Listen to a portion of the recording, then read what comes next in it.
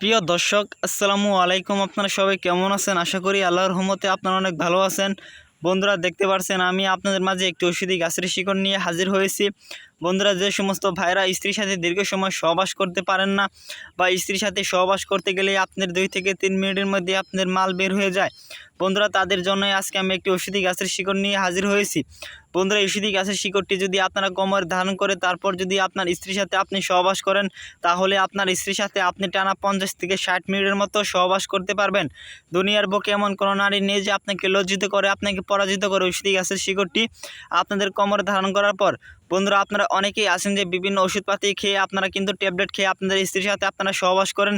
এক সময় দেখবেন যে ওই সমস্ত ট্যাবলেটে আর কোনো কাজ করবে না, তখন কিন্তু আপনি চাইলেও আপনার স্ত্রীর সাথে আপনি দীর্ঘ সময় সহবাস করতে পারবেন না। আপনার মিশিং কিন্তু একদম ধ্বজভঙ্গ হয়ে যাবে। যদি আপনার স্ত্রীর সাথে আপনি দীর্ঘ সময় সহবাস না করতে পারেন, তাহলেই দেখবেন যে আপনার স্ত্রী আরেকজনের সাথে সহবাস করার জন্য বাধ্য থাকিবে। বন্ধুরা, অবশ্যই আপনার স্ত্রীকে যদি এক রাতে ঘায়াল করতে চান, তাহলে অবশ্যই আপনাদের ঔষধি গাছের শিকড়টি আপনাদের কোমরে ধারণ করিতে হবে। বন্ধুরা, ঔষধি গাছের সাথে আমি আপনাদের পরিচয় করে দিচ্ছি।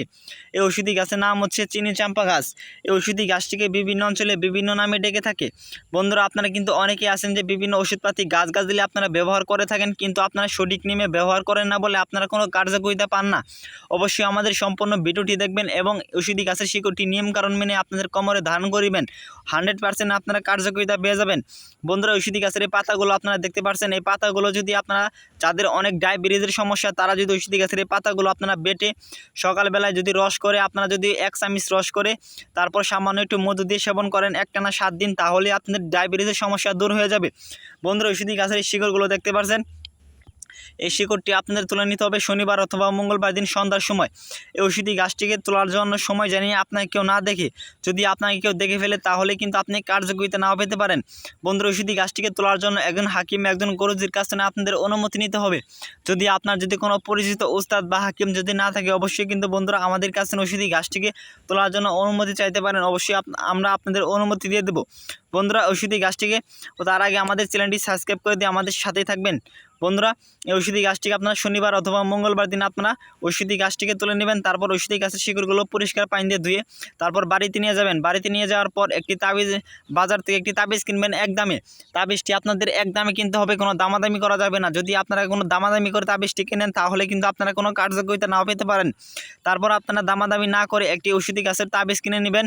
তাবিজ কিনে আনার পর তারপর ওই তাবিজের মধ্যে সামান্য একটি শিকড় ভরে দিবেন। তারপর ওই তাবিজের মুখটি মোমবাতির আঠা দিয়ে লাগিয়ে তারপর আপনারা একটি লাল সুতো দিয়ে আপনার কোমরে ধারণ করবেন, একটি নিয়ত করে যে আমি আমার স্ত্রীর সাথে দীর্ঘ সময় সহবাস করার জন্য এই তাবিজটি আমার কোমরে ধারণ করিতেছি। মানে এইভাবে একটি নিয়ত করে তারপর আপনারা 1 ঘন্টা আগে, সহবাসের 1 ঘন্টা আগে ওই তাবিজটি আপনার কোমরে ধারণ করবেন। 1 ঘন্টা পর দেখবেন আপনার মিশিং পাগলা ঘোড়ার মতো লাফাচ্ছে, একদম মানে শক্ত হয়ে গেছে, অনেক মজবুত হয়ে গেছে। তখন যদি আপনার স্ত্রীর সাথে আপনি সহবাস করেন, তাহলে আপনার স্ত্রীর সাথে আপনি টানা 50 থেকে 60 মিনিটের মতো সহবাস করতে পারবেন। দুনিয়ার বুকে এমন কোনো নারী নেই যে আপনাকে লজ্জিত করে, আপনাকে পরাজিত করে। এই ঔষধি গাছের শিকড়টি আপনাদের কোমরে ধারণ করার পর যদি কোনো রোগী বলতে পারেন যে ঔষধি গাছের শিকড়টি আমাদের কোমরে ধারণ করার পর আমরা কোনো কার্যকারিতা পাই নাই, অবশ্যই আপনারা কমেন্টে জানিয়ে দেবেন, আমরা আমাদের কবিরাজ চিকিৎসা ছেড়ে দেব।